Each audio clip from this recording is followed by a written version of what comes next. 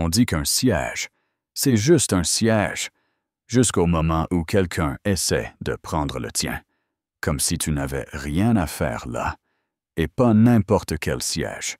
Je parle d'un siège en première classe, réservé à l'avance, payé au prix fort, imprimé noir sur blanc sur la carte d'embarquement, arraché avec le sourire suffisant d'un homme convaincu que l'erreur, c'était toi. Ouais, c'est arrivé. Tout a commencé à la porte 17, tôt le matin, à l'aéroport international de Denver. Celeste Harper, 36 ans, PDG de Aurora Core Systems, une étoile montante dans l'analyse des données. IA montait à bord de son vol pour San Francisco. Une réunion cruciale l'attendait, avec 50 millions de dollars en jeu. 2 ans de préparation, une chance unique. Elle n'était pas stressée.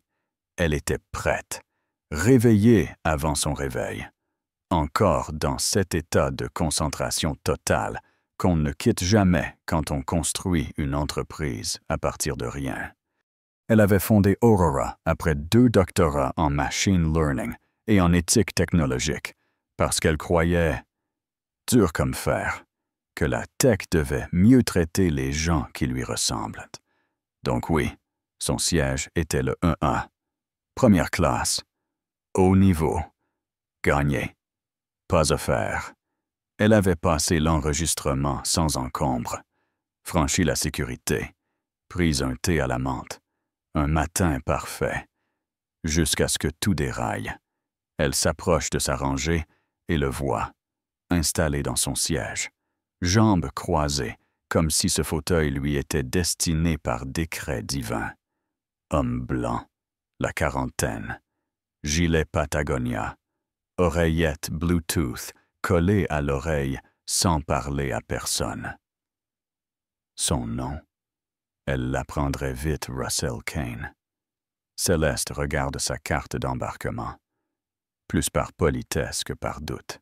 « Excusez-moi », dit-elle calmement, avec un sourire. « Je crois que vous êtes à ma place. » Il ne la regarde même pas. Agite la main comme pour écarter une gêne. « Non, c'est la mienne. » Ils t'ont peut-être surclassé par erreur. Oui, cette phrase, elle reste là. Une seconde, interloquée. Puis elle répond, « J'ai réservé cette place il y a des semaines. » Elle lui tend son billet, clair comme de l'eau de roche. Il lève enfin les yeux. Sourire narquois. « T'es sûr que t'es pas censé être au fond de l'avion. » Et là, ce n'était plus une histoire de siège. C'était une histoire de place, de pouvoir. L'hôtesse arrive Nathalie, la trentaine. Coupe au carré, attitude rigide. Céleste explique posément. Nathalie hoche la tête. Écoute, puis se tourne vers Russell. Est-ce que vous pourriez prendre le 3C? Ça nous permettrait de rester dans les temps. Céleste cligne des yeux. Pardon, c'est moi qui ai la place à signer. Nathalie sourit. Faux sourire corporate. Ce n'est qu'un vol. Mais ce n'est jamais qu'un vol. Céleste regarde autour d'elle. Personne ne bouge. Pas encore. Russell ricane doucement. Se penche vers elle. Ces billets coûtent cher. Je comprends. Ça peut arriver. Et puis, il lâche ça. Peut-être que c'est grâce à, vous savez, le programme diversité de la compagnie. Des souffles coupés.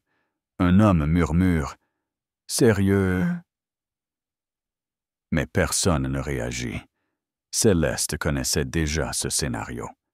Mais la tension, ce poids dans la poitrine, il était bien là. Elle garde son calme. « Je veux qu'on vérifie le manifeste. » Nathalie hésite, puis s'éloigne. Le temps passe. Chaque minute l'éloigne de ses investisseurs. 35 minutes. L'avion n'a toujours pas bougé. Le commandant arrive. Capitaine Thompson. fin cinquantaine. Mâchoire serrée. Le genre de gars qui voit des infractions à la sécurité partout. Que se passe-t-il ici? Nathalie donne une version floue. Russell joue la victime. Il dit que c'est elle le problème. Enfin, le capitaine se tourne vers Céleste. Elle explique. Avec clarté, avec force. Il soupire. « Monsieur, je peux voir votre billet. » Russell tergiverse. Le capitaine insiste. Il sort son téléphone. Carte d'embarquement électronique. Siège 24D. Économie. Silence total dans la cabine. C'est pas possible, souffle Russell. Je voyage toujours en première. Le capitaine regarde Nathalie, puis le manifeste. Aucune erreur. Madame Harper est en 1A. Monsieur, vous êtes en 24D. Russell explose. Vous savez qui je suis. Je travaille chez Summit Capital. Vous allez tous le regretter. Et là, comme dans une série dramatique, une femme noire âgée, assise en 2C, se lève. « Monsieur, » dit-elle calmement mais fermement. « Je suis la juge Nadine Holloway, retraitée, cour fédérale, et ce que je viens de voir, c'est de la discrimination claire et nette. » Tout le monde se retourne. Même le personnel de bord s'immobilise. Elle regarde le capitaine. « Si vous ne faites rien, vous cautionnez. » Et c'est là que les téléphones commencent à filmer. Et c'est là, Zoé, étudiante aux cheveux turquoise, lève son portable. Je filme depuis le début. Il faut que les gens voient ça. Russell devient cramoisi. Mais il ne bouge pas. 10 minutes passent. 2 policiers montent. Une femme latina. Un homme noir. Ils prennent les témoignages. Regardent les vidéos. Vérifient les noms. Vous êtes assigné au 24D, dit l'agent Camacho. Refuser d'obtempérer entraînera une expulsion. Il insiste, jusqu'à ce que l'agent Daniels lâche froidement. Ce n'est pas votre siège. Sortez! Et là, dernier coup bas. Il regarde Céleste dans les yeux et crache. Vous les gens, vous détruisez tout. Silence. La juge Holloway se lève. Vous avez tous entendu. Oh oui, dit Zoé. Et c'est enregistré. Russell est escorté hors de l'avion, sans élégance. Céleste regarde son téléphone. 3 appels manqués. Les investisseurs s'en vont. Elle écrit à sa COO. Casey, je n'y arriverai pas. Fais au mieux sans moi. Êtes là, un autre passager s'approche. Miguel Torres, CTO d'une entreprise intéressée depuis 6 mois. J'ai tout vu, dit-il.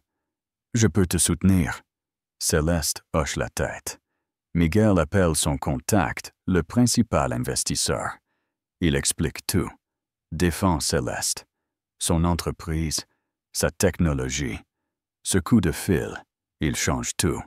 1 heure plus tard. Horizon Ventures lui offre un vol privé. C'est la moindre des choses. Quand elle atterrit à San Francisco, la réunion est techniquement ratée. Mais les investisseurs l'attendaient hante. Tous, elle entre blouse froissée, cernes visibles, mais voix tranchante. Elle raconte, pas pour se plaindre, pour révéler. Ce n'est pas seulement une question d'IA, dit-elle.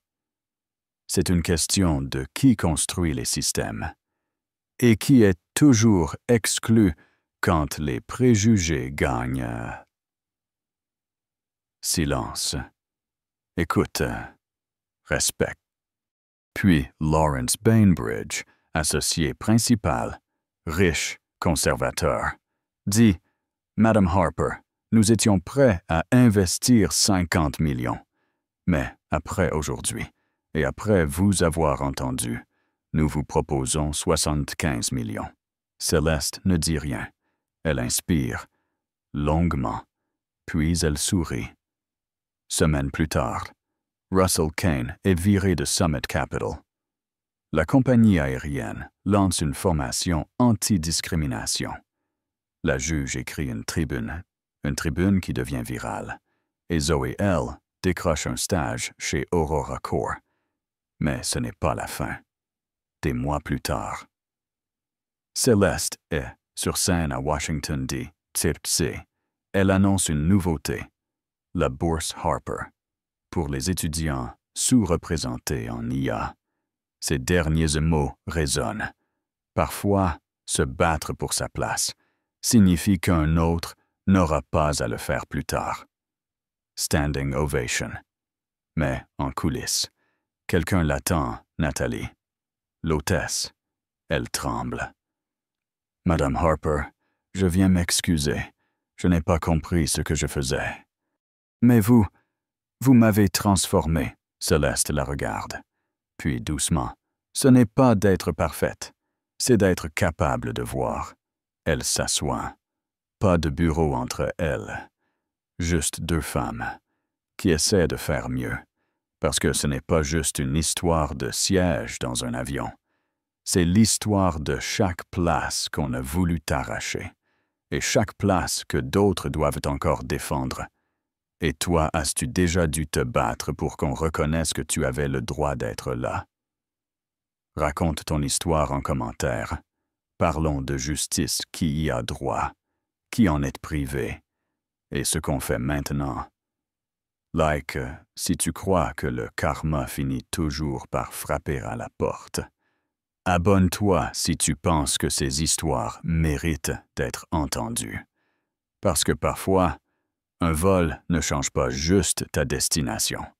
Il change toute ta carte du monde.